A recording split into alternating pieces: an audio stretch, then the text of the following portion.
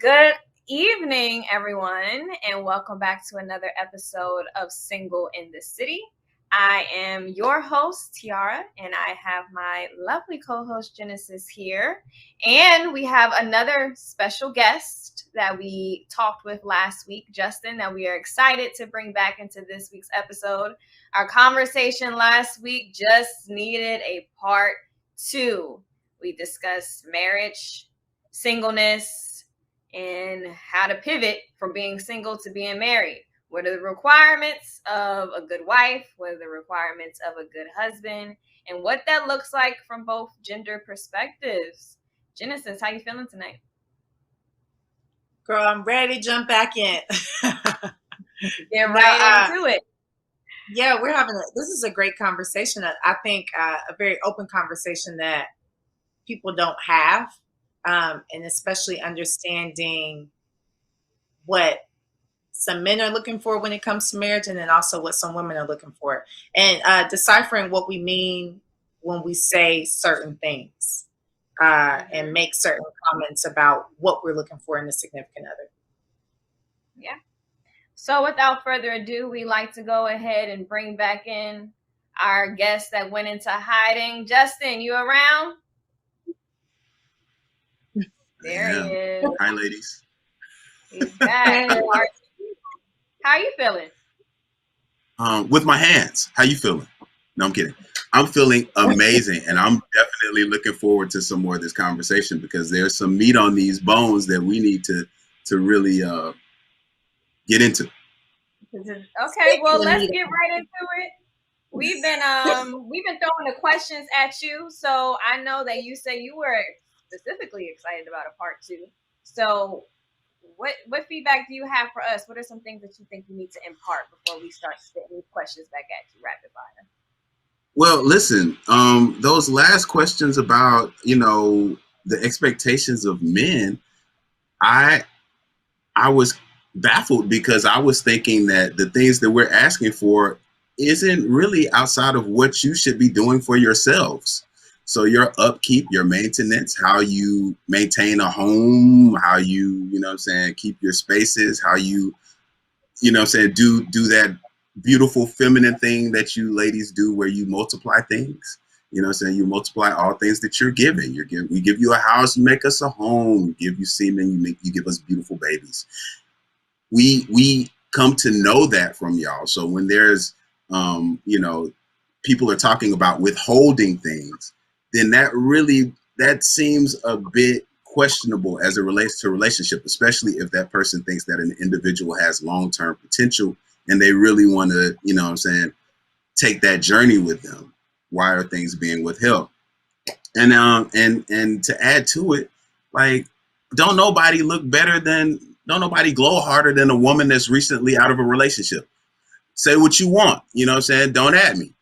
The thing is, women sometimes take their eye off the ball and then get a little, I don't want to say the L word, but I think they allow other things to become prioritized in front of the things that may have attracted their mate. And then once that mate is no longer in the picture and they know they're back on the market, that glow up happens again. So when you're saying that men have, they have expectations about how a woman should look, how she should carry herself, what she's coming to. And yes, some of those things are physical, thusly a weight requirement, because I want to be attracted to you years after we make this decision to get married. Mm-hmm. Listen, Tiara, while I got you, you're talking about green flags, Yeah. And I love what you said. I thought it was deep. It was quick. You said, are green flags for a man what a woman can do for him, and seemingly for a woman what that man can do for the world? Like, I don't want to misquote you, so please type me up if I missed it. But I think that's you're onto something. I think when I speak to men that are in like the baby boomer generation, that whole idea of what the marriage setup is in traditional marriage, wherein the man is the breadwinner and the woman is the homemaker, that makes certain things kind of, make sense in terms of people that want or think that they want a traditional marriage setup. And in that particular setup, that works best, where, the green flags for the man are what that woman can do for him. And then the green flags for the woman are what that man can do for the world and what she can help him do, because he is the front person.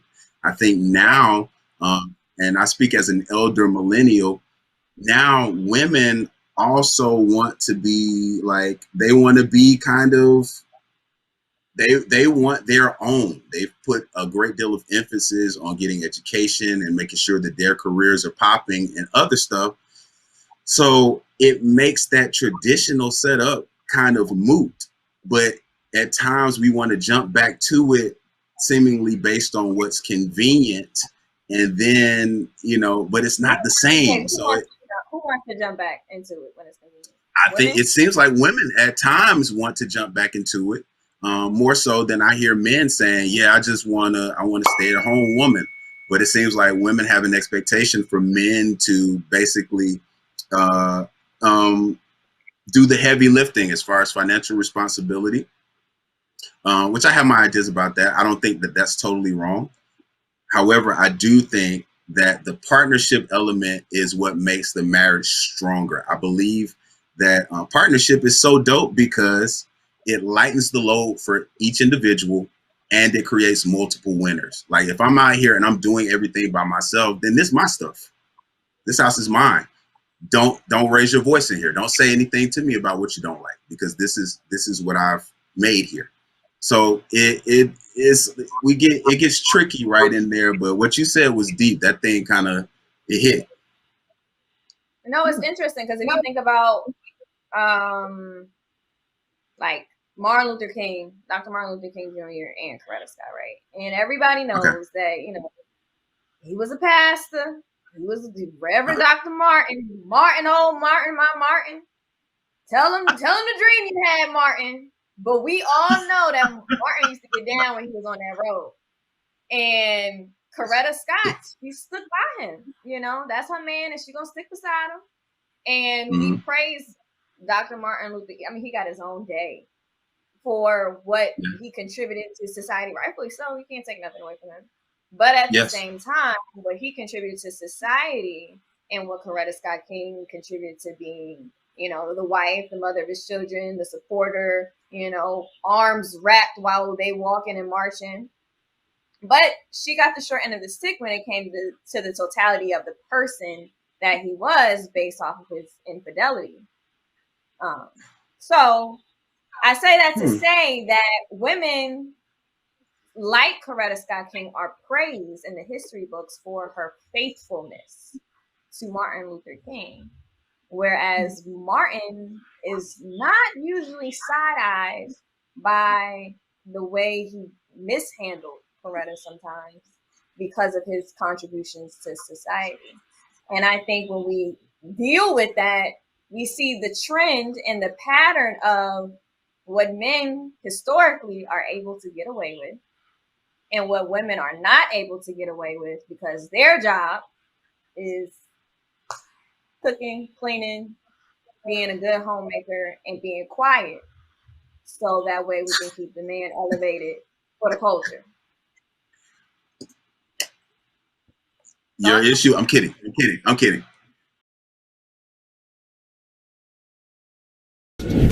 Well, look, you might not be popular, but my favorite character is Celestial because one of the quotes that I wrote down in the book that kind of stood out to me was "Love is the enemy of sound judgment." She seemed like a very needy woman. And I can't even respect Andre because how do you prey on your friend's wife while he's incarcerated? Like, I just can't get with that. And maybe I got too invested in the book, That's the point.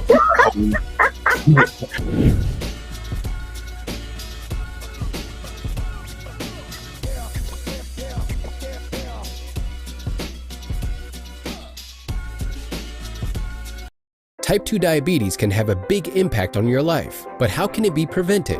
Well, the first step is knowing if you have prediabetes, a serious medical condition that puts you at high risk for type 2 diabetes. 1 in 3 American adults has prediabetes, but more than 80% don't know they have it. The good news is, prediabetes can be reversed, and for many people, healthy changes in their daily routine can make a big difference. Take the 1-minute risk test today at doihaveprediabetes.org.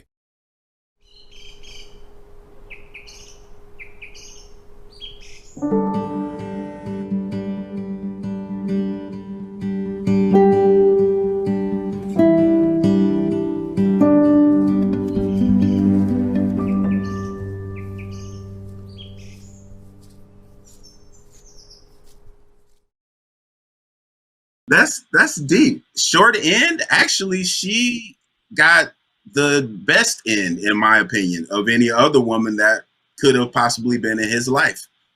She got to see him up close. She got to have children with this man and got to build a life with this man. So, you know what I'm saying? Like, you know, I have some controversial views about this sort of thing. I don't think that, okay, how can I say this? I mean, because we know black men don't cheat. We do know this. This is understood. Let me see. What can I say? I never saw Martin Luther King cheat. That's me. Let me see. What I can say is, say it again. I said this is all alleged. That everything that I mentioned about Martin is alleged. You know what I'm saying? These allegations, I can't speak on those, but I can say that if that man showed up authentically in his relationship from the get-go, why would there be any expectation that he would do something different once the ring was in play? That's one thing. And then, you know, I'm going to just say it. I think that men are as faithful as their options. You know what I'm saying? So if you want a certain caliber of man, a certain type of man, you need to be prepared to deal with the options that he has. So does that not contradict though the word, or, you know, did they just forgot to write polygamy in the Bible? Oh, polygamy, there was no such thing. It was just understood. It was common knowledge that men had multiple wives and handmaidens and so many other things. So how does that correlate? Do you think that the modern day approach to marriage as, you know, two people, a couple, which is two people, you know, according to math, is just two, is not a few, is not called some, which is 4. It's a couple, which is 2 people. Make a couple, therefore are a couple, which is 2, which is 1 person and 1 person equals 2. Where then do we get the idea that we should or should not be just with 1 person? Is the idea of a coupling or just 2 people in a relationship not, I don't know how to say it, but is that not something that we should even think is the right way to go? Are we putting too much emphasis, so to speak, on the idea of just being with 1 person? Or should we be open to the idea of multiple people as Christians? And also throwing in there, considering that women too could only be as faithful as our option. Okay. This is very true. All very true. I think the 2 people thing, I think that that's a one size fits all approach to marriage, where in marriage, it must be nuanced and people have to set their own boundaries. As we know, the Bible says the bed of marriage cannot be defiled. So if a person is coming and clearly telling you how they like to get down, how they like to move, it is not, you know, another person's business, or it shouldn't be their objective to then, you know, change them. You know what I'm saying? Like I've learned a lot in the last 2 years. If COVID hasn't taught me anything, it's taught me. It's really punctuated the fact that I don't have to like certain things, but I do have to accept and respect people's choices and how they like to move, how they like to run their situation.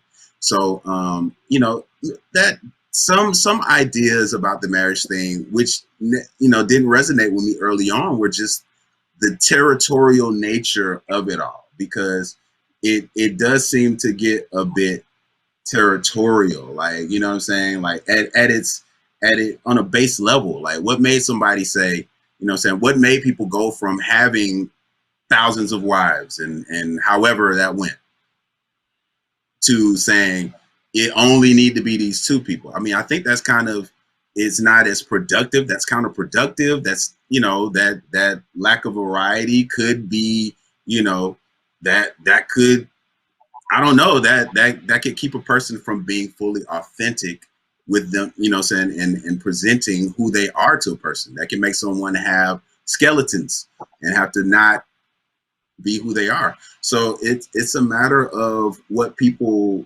place importance on. Do they want this too, or do they want that one person to be completely authentic and share themselves with them and share a life with that person? I have a question.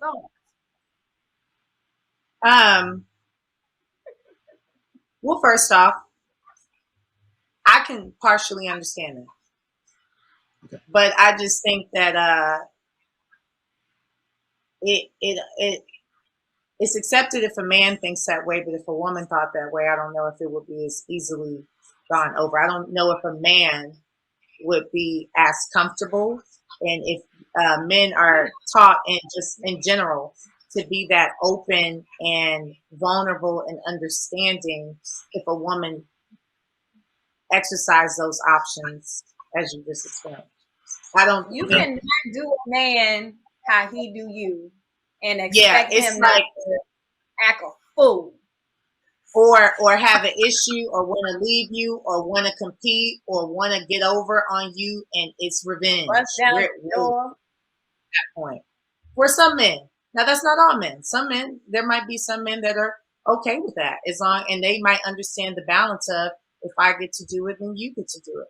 But I think one thing, and I'm kind of switching gears here, but as a society,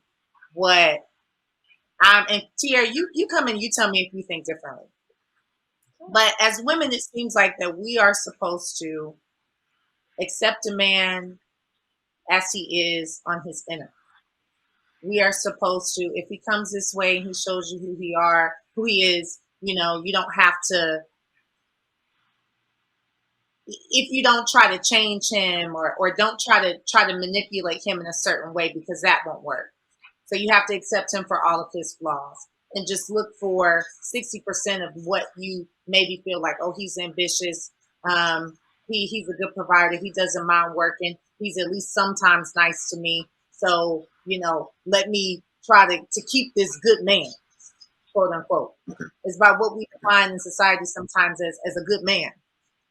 But in that same breath, it's like men are always saying, look at me for who I am on the inside and my inner, and accept me and make me feel like I can be emotionally secure, make me feel like I can be vulnerable with you and show you all these things, no matter if you feel like you like it or not.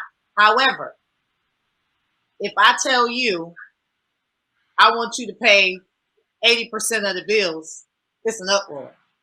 If a woman gets out and she says, hey, I do want a certain type of man that does this for me, or is this type of man for me, or he does handle certain things in a different area, we are criticized. Why do you think you deserve a high value man, as they call him these days? Why do you think you deserve somebody that has options? But we're expected to just accept whatever men kind of throw at us in order to just have somebody. And then certain men, you have to do whatever you want to do. I think and then when that same doesn't apply.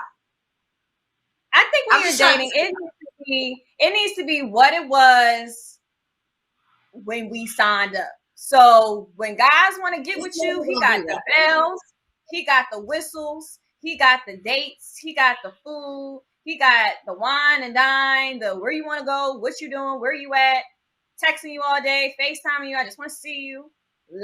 Keep that same energy throughout. I think that if a guy knows that he can get a girl and keep a girl, then that allure for her changes in a sense.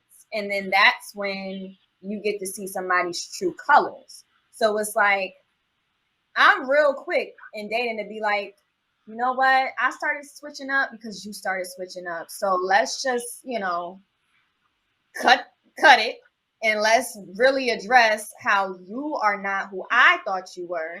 Therefore, I can't be who I am to you. And I think that when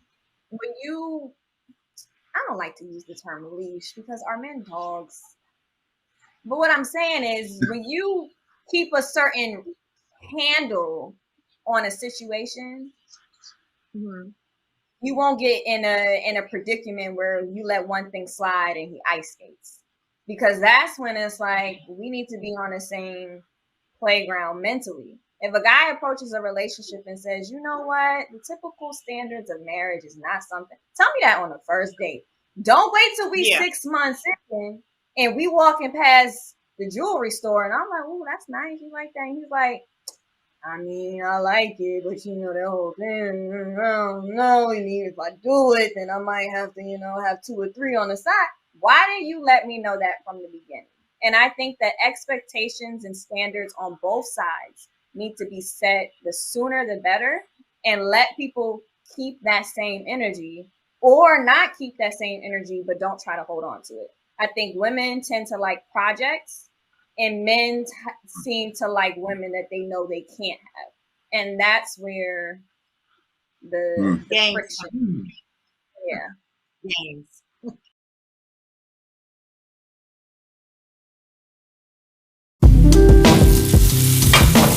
We're back on our Thanksgiving installation. Water off.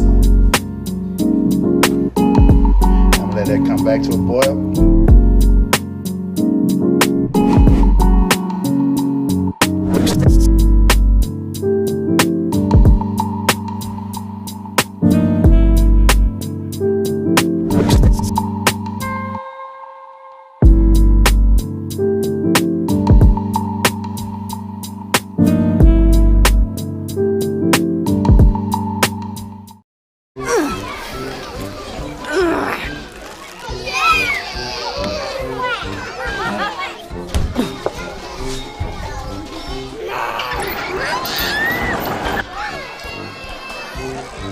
If you love them enough to crawl into a play place to get them to come down, then surely you'll check nhtsa.gov/the right seat to make sure they're in the right car seat.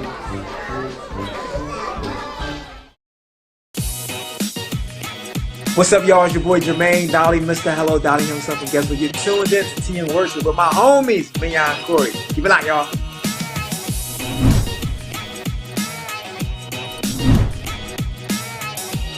Hey y'all, it's Candy West, and you're watching Tea and Worship with Mignon and Corey.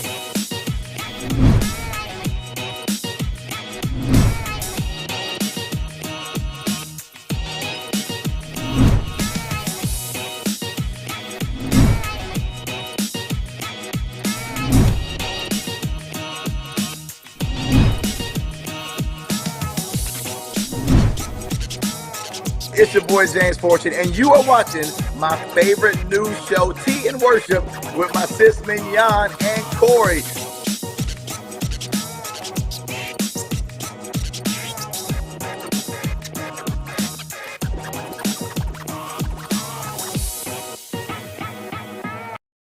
What y'all think? I don't know. This is just my thoughts. Well, okay, I'll tell you what I think on that. I personally think the only thing that I would say is different is that no matter how much men try to act like, they don't know this or this, that, or whatever, they control and set the tone of a relationship. If a man comes in your life and he's setting a certain amount of pressure on you, he's dating you a certain type of way, he's treating you seriously, like he wants to be in your life, like he does not want you to leave, women, it is just like in our nature, we melt and we're going to go along with it. That's why they say love is blind, because then you start really getting into emotion with the person. They're setting the tone. But as soon as a man switches up the tone, the woman's going to follow.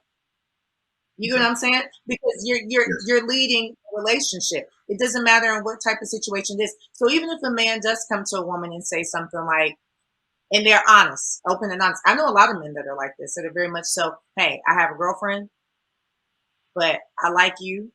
What we do is what we do. And, you know, that has nothing to do with anything else. You know what I'm saying? And some women are just like, I don't have a problem with that.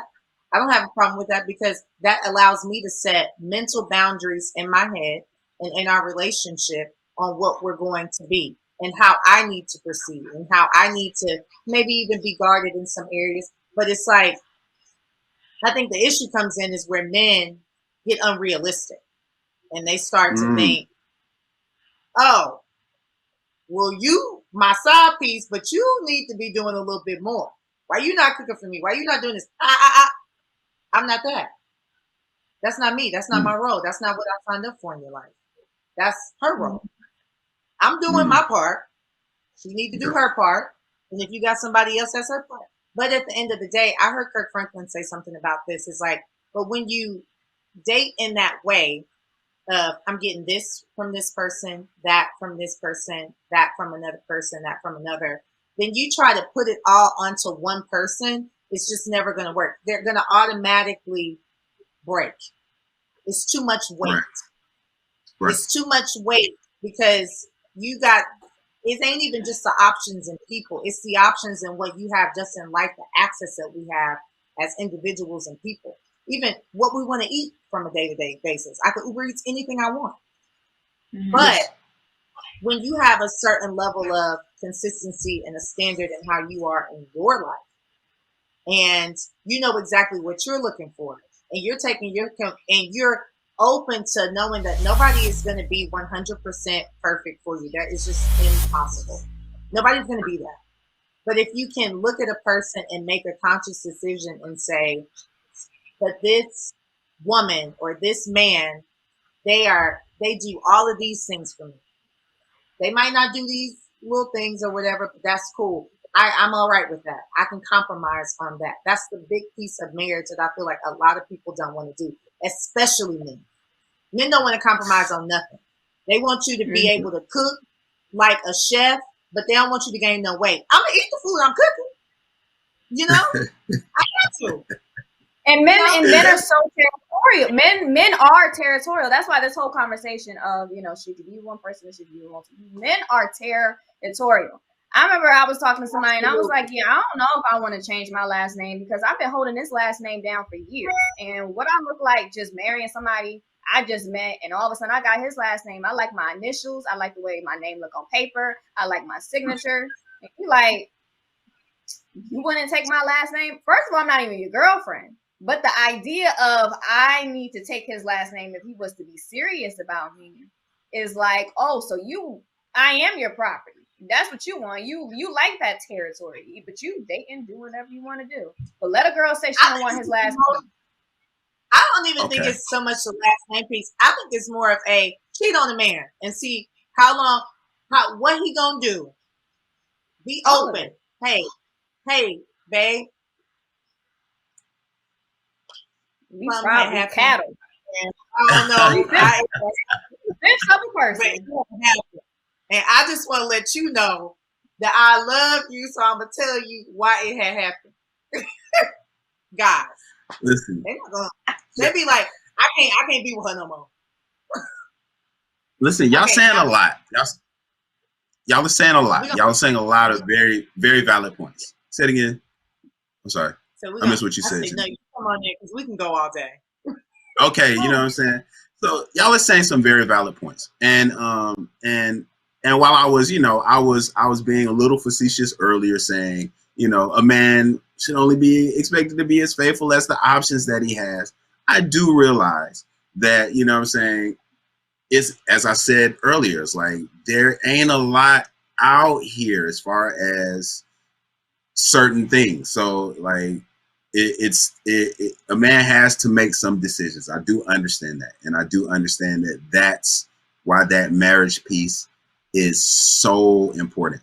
I think a lot of the stuff y'all said, though, it kind of assumes that men and women are on the same playing field as it relates to the choosing, when we as the men control the access to it, and we're aware that there's a power dynamic that shifts when we choose a wife. When we allow y'all into that space of being a wife, then y'all become the focus. So yes, when we choose a wife, because prior to, when a woman is in pursuit of that ring, she's malleable. She's going to serve that man. She's going to do whatever he says. If it's something that he asks her to change, something he don't like, that ain't working for him, it's out of there. But once she becomes the wife, then, you know what I'm saying, it's a different dynamic, because then she becomes kind of priority. So I think that power dynamic shifts and actually favors women once they're in that position. Now let me ask you this, and I just want your opinion for your life. Do you find it more attractive when you know that if you act up or get on her nerves, she'll be gone, bags packed, outside tomorrow, gone, bye, see you later? Or do you like the idea of molding a woman into the wife before you get on it? Which one? Well, yeah, clearly no one likes the idea of someone leaving, because that says that they're not there for the right reasons, or they don't have the maturity to really be in an adult relationship where there are going to be peaks and valleys. She's there for you. She's there. She's just not putting up with mess. You know, she's just like, you know what? Yeah. This was cute and all, but since you ain't called me back last night, I don't really think this is working out. You know, she's willing to walk out that door because she heard you. She know you got options, but you know she got options too, she say, or even if she don't got options, she good by herself. Is that a more attractive prospect of a female, or do you tend to think that the woman who is more interested in sticking it out, you know, thick and thin, and then in the mud, in the trenches with you while you grow and get yourself together to be a husband? Which woman are you more so seeing yourself aligning to? I would think that's a good question. It's a good question. The latter sounds more attractive. You know what I'm saying? Because, you know, although that is a great position to be in business, it doesn't really hit that well for hearts. And that doesn't give the man the security that he needs to really show up to the relationship if he feels that at any moment, if she don't like what I'm doing, she's going to pull the rug out from under me, just so, you know, just to flex.